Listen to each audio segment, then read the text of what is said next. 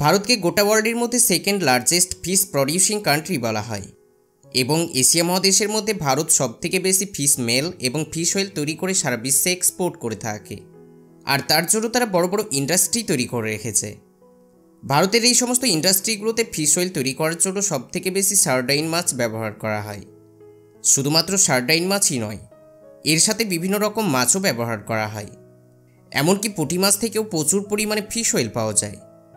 যাই হোক, ভারতের বিভিন্ন রাজ্যগুলো থেকে যেই সমস্ত মাছগুলোতে অতিরিক্ত পরিমাণে ফিশ অয়েল পাওয়া যায় সেই সমস্ত মাছগুলো এই সমস্ত ইন্ডাস্ট্রিতে সাপ্লাই করা হয়। এই সমস্ত ইন্ডাস্ট্রিগুলোতে প্রিমিয়াম কোয়ালিটির ফিশ অয়েল এবং ফিশ মেল তৈরি করা হয়ে থাকে। তার সাথে সাথে ওই সমস্ত মাছগুলো দিয়ে আরও বিভিন্ন রকমের ভ্যালু অ্যাডেড প্রোডাক্ট তৈরি করে মার্কেটে বিক্রি করে দেয়। আপনি সাধারণত যে কোনো মার্কেটে গেলে বিভিন্ন রকমের সরষের তেল, সয়াবিন তেল, সূর্যমুখী তেল, পাম অয়েল কিনতে পাবেন। কিন্তু যদি আপনি মনে করেন যে কোনো মার্কেটে গিয়ে এই মাছের তেল কিনবেন, তাহলে কিন্তু কিনতে পারবেন না, কারণ এগুলো ওই সমস্ত সাধারণ তেলের মতো নয়।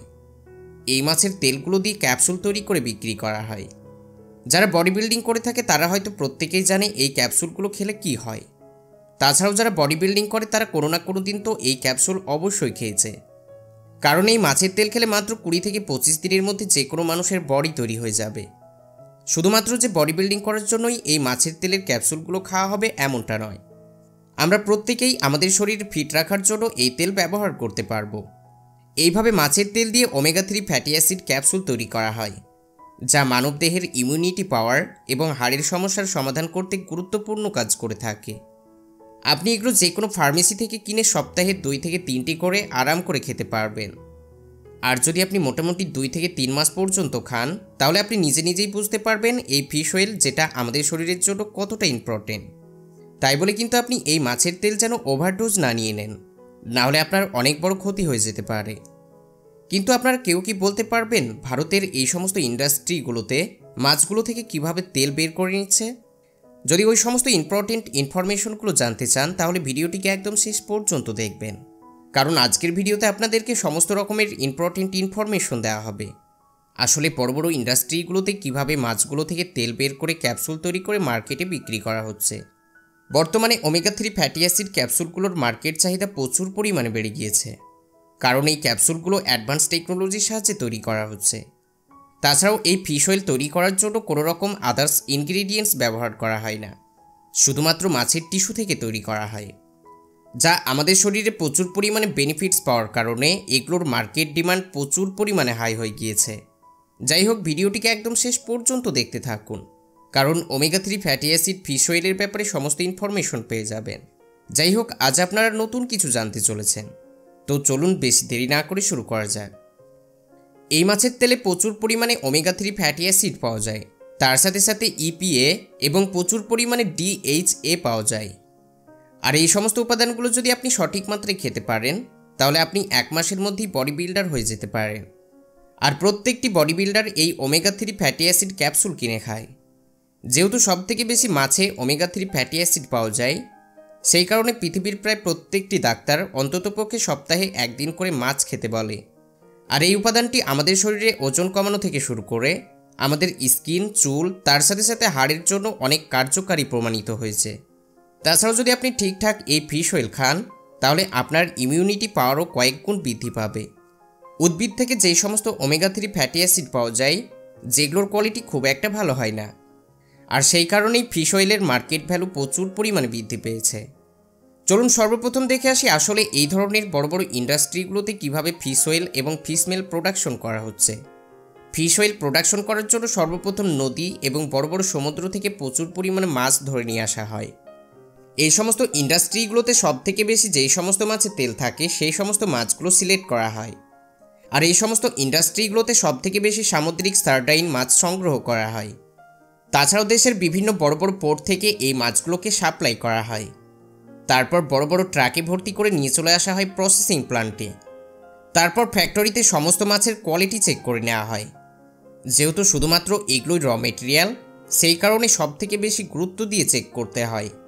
তারপর ওই সমস্ত মাছগুলোর কোয়ালিটি পাস হয়ে গেলে বড় বড় চেম্বারগুলোতে আনলোড করে রেখে দেওয়া হয় এবং নির্দিষ্ট টেম্পারেচারে কয়েকদিন পর্যন্ত রেখে দেওয়া হবে, কারণ এগুলো দিয়ে কয়েকদিন পর্যন্ত অয়েল প্রোডাকশন করতে হবে। যাই হোক, এই মাছগুলো ডাইরেক্ট এই সমস্ত স্টিমের মধ্যে ঢুকিয়ে 90 থেকে 95 ডিগ্রি সেলসিয়াস তাপমাত্রায় 15 থেকে 20 মিনিট পর্যন্ত ফোটানো হয়। তারপর স্ক্রু প্রেস মেশিনের সাহায্যে সমস্ত মাছ পিসে পেস্ট তৈরি করে নেওয়া হয়। এই প্রসেস কয়েক মিনিট চলার পর এগুলো থেকে পানি অথবা লিকার আলাদা হয়ে যায় এবং অন্যদিকে ঠিক এইরকমভাবে পাউডার তৈরি হয়ে যায়। আর এই পাউডারগুলো অন্য একটি সেকশনে এইভাবে বস্তায় লোড হতে থাকে, যেগুলোকে ফিশ কেক বলা হয়। তারপর এই ফিশ কেকগুলো আরও বেশি শুকানোর জন্য ড্রায়ার মেশিনের সাহায্যে 75 থেকে 95 ডিগ্রি সেলসিয়াস তাপমাত্রায় 30 মিনিট পর্যন্ত শুকানো হয়। তারপর ওই সমস্ত পাউডারগুলো গ্রাইন্ডার মেশিনের মধ্যে দিয়ে পাস করানো হয়। এখানে রিকোয়ার্ড সাইজ অনুযায়ী আবারও ভালোভাবে পিষে ফেলা হয়। সমস্ত পাউডার ভালোভাবে রিফাইন করে কোয়ালিটি চেক করে নেওয়া হয় এবং কোয়ালিটি চেক পাস হয়ে গেলে স্যানিটাইজ প্যাকিং করে ক্লাইমেট কন্ট্রোল গোডাউনের মধ্যে স্টোর করে রেখে দেওয়া হয়। এইভাবে ফিশ মেল তৈরি করে মার্কেটে বিক্রি করে দেয়। চলুন দেখি এবার কিভাবে ফিশ অয়েল তৈরি করা হয়। সর্বপ্রথম যেই পানি অথবা লিকার আলাদা করে রাখা হয়েছিল, ওই লিকার ডিকেন্টার এবং কন্ট্রিফিউজ মেশিনের মধ্যে দিয়ে পাস করানো হয়, যার ফলে এই লিকুইড থেকে তেল এবং ওয়াটার সেপারেট হয়ে যায়। তারপর হিটিং ট্যাঙ্কের মধ্যে দিয়ে পাস করানো হয়, যেখানে প্রোটিন ওয়াটার এবং ওয়েল সেপারেট হয়ে যায়। তারপর প্রোটিন ওয়াটার এবং তেল আলাদাভাবে ভাগ করে নেওয়া হয় এবং ফুলি কম্পিউটারাইজড ইভেপোরেটর মেশিনে পাঠানো হয়। তারপর যেই ওয়েল পাওয়া যায়, সেই ওয়েলের মধ্যে 35 থেকে 40% পর্যন্ত প্রোটিন পাওয়া যায়। তারপর এই তেলগুলো ভালোভাবে রিফাইন করে নেওয়া হয়, কারণ এগুলো দিয়ে পরবর্তীতে ক্যাপসুল তৈরি করা হবে। এইভাবে এক একটি ইন্ডাস্ট্রিতে কয়েকটি ক্যাটাগরির ফিশ অয়েল এক্সট্র্যাক্ট করা হয়, যেমন blown fish oil, sulphide fish oil, winterized fish oil, fat liquor, এই সমস্ত। যাই হোক, ওই সমস্ত রিফাইন ফিশ অয়েলগুলো ক্যাপসুল এরিয়াতে পাঠানো হয়, যেখানে জেল দিয়ে ক্যাপসুল তৈরি করা হবে। সেই কারণে এখানে এক বিশেষ ধরনের লিকুইডে ঢোকানো হয়, যার কারণে ওই সমস্ত জেল একেবারে সফট হয়ে যায়। তারপর ক্যাপসুল মেকিং মেশিনের সাহায্যে প্রত্যেকটি ক্যাপসুলে ঢুকিয়ে মাপ অনুযায়ী ফিশ অয়েল ঢুকিয়ে ক্যাপসুল তৈরি করে দেয়। তারপর সমস্ত ক্যাপসুল মোটামুটি 3 থেকে 5 ঘন্টা পর্যন্ত ভালোভাবে শুকানো হয়। তারপর ওগুলোর কোয়ালিটি আবারও চেক করে নেওয়া হয় এবং কয়েকটি ক্যাটাগরিতে ভাগ করে নেওয়া হয়। কোয়ালিটি চেক পাস হয়ে গেলে ছোট ছোট বোতলে কাউন্ট করে লোড করে দেওয়া হয়। এই অটোমেটিক রোবোটিক প্যাকিং মেশিন প্রত্যেকটি বোতলে তার নজলের সাহায্যে কাউন্ট করে করে ক্যাপসুলগুলোকে লোড করে দেয়। এখন এগুলো মার্কেটে যাওয়ার জন্য সম্পূর্ণভাবে রেডি হয়ে গিয়েছে।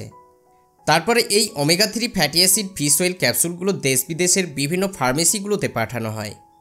যাই হোক, এইভাবে এক একটি ইন্ডাস্ট্রিতে প্রায় প্রত্যেক দিন 50,000 থেকে 1 লাখ করে ক্যাপসুল তৈরি করা হয়। তাছাড়াও এগুলো মার্কেটে এক্সপেন্সিভ প্রাইসে বিক্রি হয়ে যায়।